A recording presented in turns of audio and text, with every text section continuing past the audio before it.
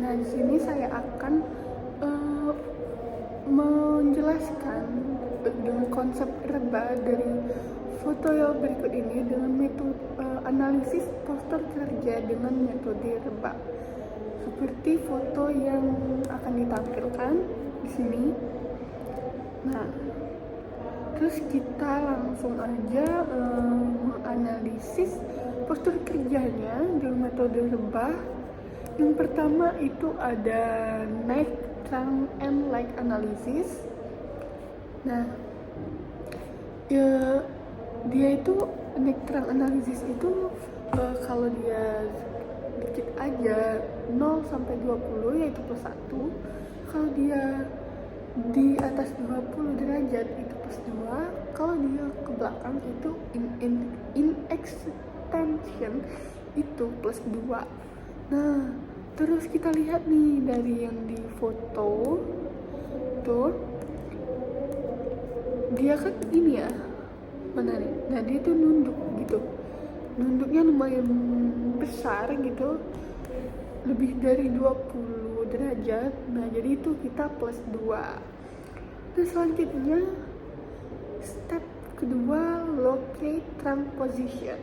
Nah, locate trunk position itu kalau dia tegap ya, maksudnya kayak gak noleh gitu, plus 1. Nah, 0 derajat. Terus kalau dia ke belakang in extension itu plus 2. Kalau dia maju sedikit kayak 0 sampai 20 derajat itu plus 2. Nah, kalau dia nunduk gitu itu plus 3. Nah, kita lihat ya yang mana ya, bentar.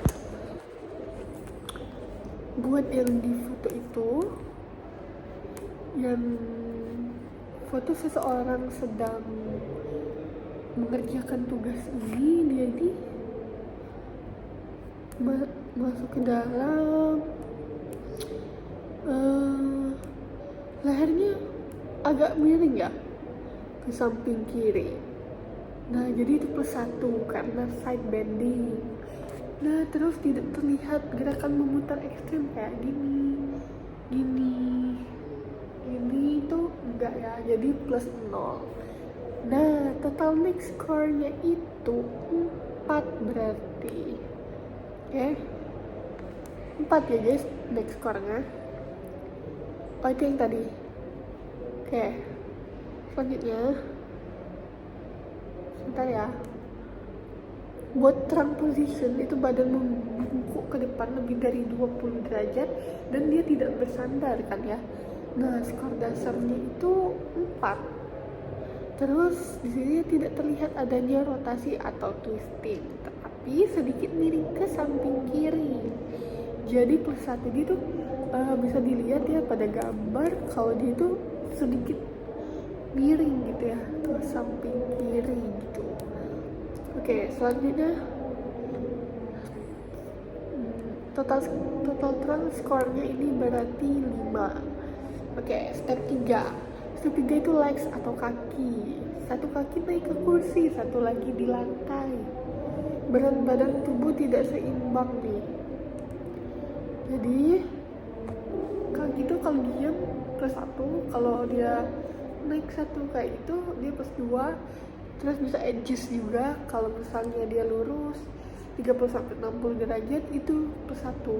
Kalau dia lebih dari 60 derajat itu plus 2. So, jadi yang di gambar ini dia itu naik satu ke kursi dan berbadan tubuh tidak seimbang, jadi skornya itu 2 gitu. Oke, selanjutnya step 4. Look up posture, score in table A. Oke, posturnya ya. Nah, dari tabel A naiknya itu 4. Dari tabel A naik 4, terang 5, legs-nya 2. Jadi nilai gabungan dari tabel A itu 7. Oke. Step kelima, add force atau load score. Add force atau load score. If load lebih dari 11 lbs itu plus 0. Kalau 11 sampai 12 lbs itu plus 1. Kalau lebih dari 22 lbs itu plus 2. Nah jadi bisa apa ya, bisa di adjust gitu loh. Sebentar. Nah, bebannya itu lebih dari kurang dari 5 kilogram kan ya. Si seseorang yang lagi menulis di meja ini, terus tambahannya itu plus 0, jadi skor A itu totalnya 7. Oke. Yang B, analisis lengan dan pergelangan tangan. Berdasarkan tabel B di worksheet Reba, step 7 itu upper arm position atau lengan atas. Sebentar. Step 7. Nah, oke. Kalau misalnya dia lurus gitu ya, ke depan, ke belakang, masing-masing 20 derajat itu plus 1. Kalau dia in extension ke belakang 20 derajat, nah itu lebih luas gitu ya. Nah itu plus 2. Kalau dia 20 sampai 45 derajat kayak agak lebih jauh gitu ke depan, itu plus 2 juga. Nah kalau 45 sampai 90 hampir bisa ke depan gini, itu plus 3. Nah kalau dari atas sampai ke sini itu plus 4. So kita lihat ya dari gambar yang tertera ini, lengan atas terangkat sekitar 30 sampai 45 derajat untuk menjangkau meja. Nah, kita bisa lihat ya, wait. Nah, dia tuh terangkat gitu ya buat menjangkau meja.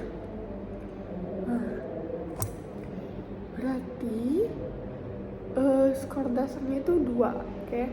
Tidak terlihat bahu diangkat tinggi. Jadi kayak bahunya tuh nggak diangkat tinggi ya, jadi plus 0. Tidak ada abduksi ekstrim, plus 0. Dan lengan tidak disangga, jadi itu ngambang gini ya nulisnya, jadi nggak disangga gitu, jadi plus 0. Jadi upper arm score-nya itu 2. Oke, selanjutnya step 8. Step 8, lower arm position atau lengan bawah. Sudut antara lengan atas dan bawah sekitar 90 derajat sampai 100 derajat. Oke. Skor dasarnya itu 1 ya. Karena wait, mana nih? Dia tuh gini aja ya, enggak yang sampai atas gitu, karena 50 sampai 100 derajat gitu. Soalnya kalau yang plus 2 ini dia tuh lebih dari 100 derajat gitu. Nah jadi ini per 1 gitu. Oke, selanjutnya step 9, wrist position atau pergelangannya ini agak menunduk ke bawah ya, atau fleksi ringan. Nah gini, kalau 15 derajat ke atas bawah gini itu plus 1 ya. Nah kalau dia lebih luas gitu, 15 derajat di sini itu plus 2. Nah terus kita lihat nih dari gambar yang tertera ini, wait. Nah dia tidak ada rotasi berlebihan, jadi itu plus 0.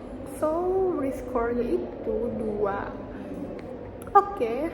Step 10 itu look up posture score. Di table B, gunakan kombinasi upper arm, lower arm, wrist. Jadi dari table B itu posture score-nya 3, oke? Wait. Dari table B itu 3 ya.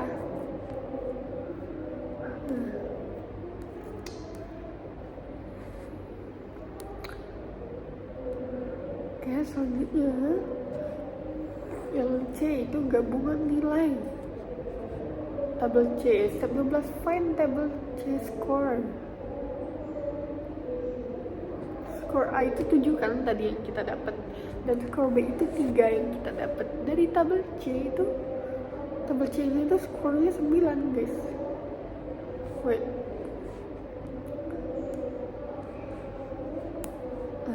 Oke.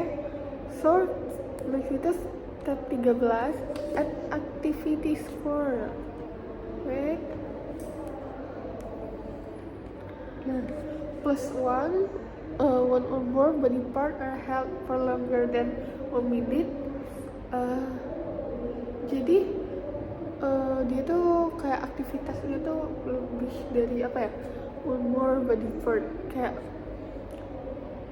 lebih dari satu body part dia yang bergerak lebih dari 1 menit atau statis gitu.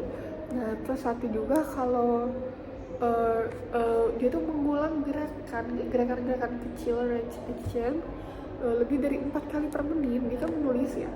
Nah terus itu plus satu juga. Terus plus satu kalau action cross rapid range change in posture or unstable base. Oke, itu plus satu juga.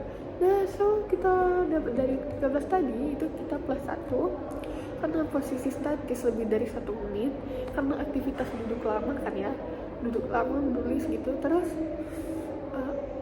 tambahan lagi itu 0, tidak ada gerakan besar cepat kayak yang dibilang tadi.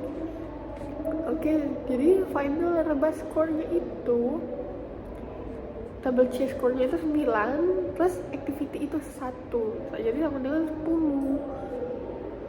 Nah, nilai rebah atau resiko tindakan yang diperlukan itu 10. Nah, resikonya itu lebih tinggi ya buat dilakukan perubahan segera terhadap cara kerja atau posisi tubuh buat seseorang itu, buat dia menulis gitu. Jadi kesimpulan analisis di sini, pada foto tersebut itu tidak ergonomis ya, karena leher terlalu menunduk seperti yang kita lihat, meningkatkan ketegangan otot leher dan bahu ya pastinya. Terus yang kedua itu ada terang atau punggung membungkuk tanpa sandaran gitu. Nah terus yang ketiga, posisi kaki tidak simetris, satu di atas kursi, satu lagi di bawah kursi gitu, satu lagi di lantai. Keseimbangan postur jadi buruk. Terus yang keempat, aktivitas dilakukan lama dalam posisi statis. Jadi dia tuh kayak, kita kalau nulis lama kan pegel ya, nah pegel gitu. Jadi kayak apa ya, saran dari perbaikan ergonomi itu gunakan kursi dengan sandaran punggung dan posisi tegak, terus letakkan kaki di lantai ya, jadi nggak kayak tadi ya, dan gunakan footrest gitu. Ini kayak ada footrestnya gitu buat kursinya gitu. Nah terus sesuaikan tinggi meja dengan tinggi siku saat duduk. Terus gunakan penopang laptop atau cermin berdiri atau pandangan sejajar dengan mata.